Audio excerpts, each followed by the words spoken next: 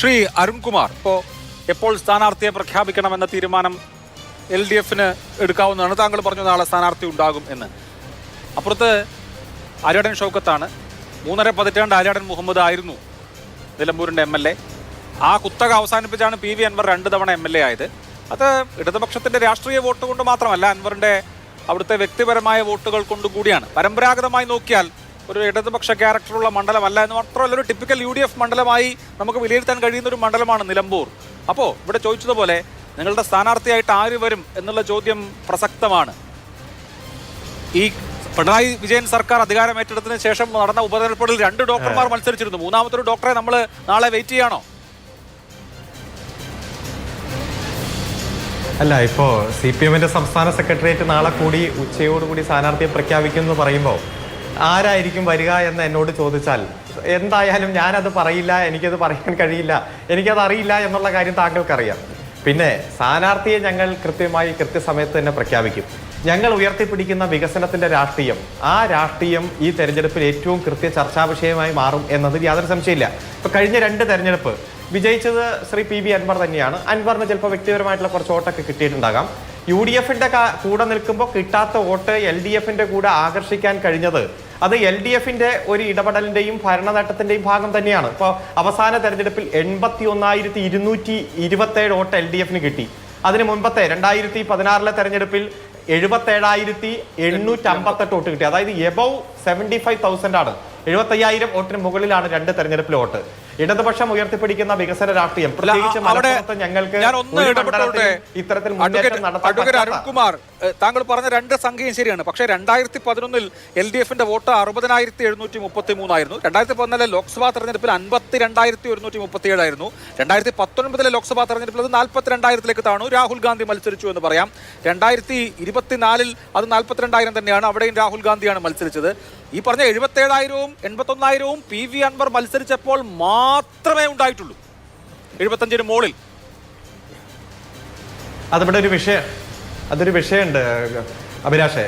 2000-ന് ശേഷം കേരളത്തിൽ നടന്ന നിയമസഭാ തെരഞ്ഞെടുപ്പുകളുടെ താരിപ്പെടുത്തു നോക്കുക. ഇപ്പൊ 2006 നിയമസഭാ തെരഞ്ഞെടുപ്പിൽ വമ്പിച്ച ഭൂരിപക്ഷത്തോടെ എബവ് 90 സീറ്റ് നേടി തന്നെയാണ് LDF വിജയിച്ചത്. 2011 നിയമസഭാ തെരഞ്ഞെടുപ്പ്, അവിടെ വെറും 2 സീറ്റ് വ്യത്യാസത്തിനാണ് ഞങ്ങൾക്ക് ഭരണം നഷ്ടപ്പെട്ടത്. ആ 5 വർഷം കഴിഞ്ഞ് പിന്നെ തെരഞ്ഞെടുപ്പ് നടക്കുമ്പോൾ 2016 ഞങ്ങൾ 91 സീറ്റ് കിട്ടി. 2021 ആയപ്പോൾ ഞങ്ങൾ 99 സീറ്റായി.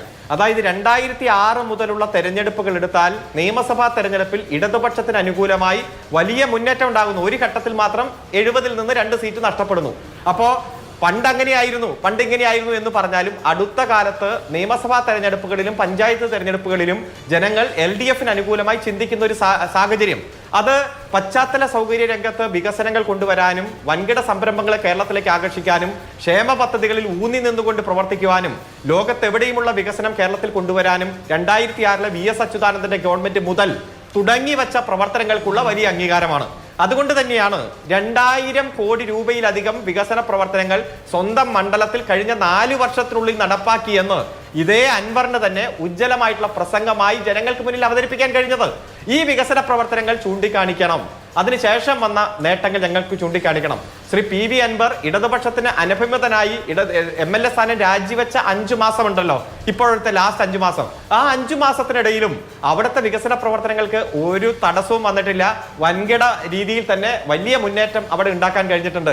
LDF ഗവൺമെന്റിന്റെ ഈ വികസനത്തിന്റെ രാഷ്ട്രീയം തന്നെ കൃത്യമായിട്ട് ഞങ്ങൾ അവതരിപ്പിക്കും. അതുകൊണ്ട് എന്നോട് ചോദിച്ച ചോദ്യം, ഏറ്റവും മികച്ച സ്ഥാനാർത്ഥിയെ തന്നെ അണിനിരത്തും. ഞങ്ങൾ ആദ്യം തന്നെ തെരഞ്ഞെടുപ്പ് പ്രഖ്യാപിച്ചപ്പോൾ തന്നെ പറഞ്ഞു, ഞങ്ങളുടെ സംസ്ഥാന സെക്രട്ടേറിയറ്റ് വെള്ളിയാഴ്ചയാണ്, അന്ന് പ്രഖ്യാപിക്കും. ഇതിന്റെ ഇടയിലൊന്നും ഒരാളും അഭിപ്രായം മാറ്റിവെച്ചിട്ടില്ല. പിന്നെ ആരാണ് വരുന്നത് അതൊക്കെ നാളെ നമുക്ക് ചർച്ച ചെയ്യാം. പിന്നെ കുറച്ച് ആക്ഷേപങ്ങൾ എപ്പോഴും വരുമല്ലോ.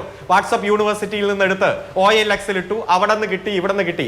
അത്തരത്തിൽ ഒരാളെയും വ്യക്തിപരമായിട്ട് അധിക്ഷേപിക്കുവാനോ ഇത്തരത്തിൽ ഇതിന്റെ ഇടയിൽ അത് പറഞ്ഞുകൊണ്ട് വോട്ട് പിടിക്കാനോ ഒന്നും ഞങ്ങൾ തയ്യാറാകുന്നില്ല. ഞങ്ങൾക്കറിയാം UDF-ന്റെ ഭാഗമായിട്ട് ഓരോ ഘട്ടത്തിൽ വന്ന സ്ഥാനാർത്ഥി ആരൊക്കെ ഇവിടെ നടത്തിയെടുത്ത് അവിടെ മത്സരിപ്പിച്ച ആളുകളുണ്ട്, സെൽവരാജ് അടക്കമുള്ളവർ, അവരുടെ സ്ഥിതി എന്താണ്, ഇതെല്ലാം ജനങ്ങൾ നിരീക്ഷിക്കുന്നുണ്ട്. സർഗാത്മകമായിട്ടുള്ള പൊതുരാഷ്ട്രീയം ഉയർത്തിപ്പിടിക്കുന്നവർ, നല്ല രാഷ്ട്രീയ നിലപാടോടുകൂടി അഭിപ്രായം പറയുന്നവർ, ശരി എന്ന കാഴ്ചപ്പാടിൽ ഉറച്ചു നിന്ന് പോരാടുന്നവർ, അവർക്കൊക്കെ ജനങ്ങളുടെ മുന്നിൽ അംഗീകാരം കിട്ടുന്ന രാഷ്ട്രീയം നമുക്കറിയാമല്ലോ. അത് തന്നെയാണ് കേരളത്തിന്റെ രാഷ്ട്രീയം. ഇദ്ദേഹം LDF വിടാൻ വേണ്ടി ഉയർത്തിപ്പിടിച്ച ഒരാരോപണവും പൊതുസമൂഹത്തിൽ ശരിവെക്കുന്ന സാഹചര്യം ഉണ്ടായില്ല. ഈ ഒരവസ്ഥ മറ്റൊരാൾക്കും വരരുതേ എന്ന് തന്നെയാണ് ഞങ്ങളൊക്കെ ആഗ്രഹിക്കുന്നത്. അപ്പൊ അങ്ങ് സൂചിപ്പിച്ചു 150 കോടി രൂപയുടെ ആരോപണം ഉന്നയിച്ച ആ ആരോപണത്തിലൊക്കെ അദ്ദേഹം ഇപ്പോഴും ഉറച്ചു നിൽക്കുന്നുണ്ടോ എന്നതാണ് പ്രശ്നം. അതുപോലെ KC വേണുഗോപാൽ ഒരു പഞ്ചായത്ത് തെരഞ്ഞെടുപ്പിൽ പോലും മത്സരിക്കാൻ ശേഷിയില്ലാതെ നേതൃത്വ ഗുണമില്ലാത്തവർ എന്ന് പറഞ്ഞ് ഇതേ PV അൻവർ തന്നെ നടത്തിയ പ്രസംഗം പൊതുസമൂഹത്തിലുണ്ട്. ഇപ്പൊ സോഷ്യൽ മീഡിയയിലെല്ലാം രാഹുൽ ഗാന്ധിക്കെതിരെ പറഞ്ഞ പ്രിയങ്ക ഗാന്ധിക്കെതിരെ പറഞ്ഞ നമ്മുടെ ഡോക്ടർ സരിൻ പിണറായി വിജയനെ കുറിച്ച് എന്തെല്ലാം പറഞ്ഞിരുന്നു ഓർമ്മയുണ്ടല്ലോ അല്ലേ? പെൺവാണി റാക്കറ്റിന്റെ തലവൻ എന്ന് പോലും ഒക്കെ വിശേഷിപ്പിച്ചിരുന്നു. LDF സ്ഥാനാർത്ഥിയെ അത്രയൊക്കെ ഉള്ളൂ. അതൊക്കെ രാഷ്ട്രീയത്തിൽ അങ്ങനെയൊക്കെയാണെന്ന് അല്ല അല്ല അല്ല അല്ല അല്ല അല്ല അല്ല അല്ലല്ല അതായിക്കോട്ടെ. ഇവിടെ തിരിച്ചു പറയുന്നുണ്ടോ എന്നതാണ് ഇപ്പോഴും അദ്ദേഹം ഉന്നയിച്ച ആരോപണങ്ങളിൽ ഉറച്ചത്.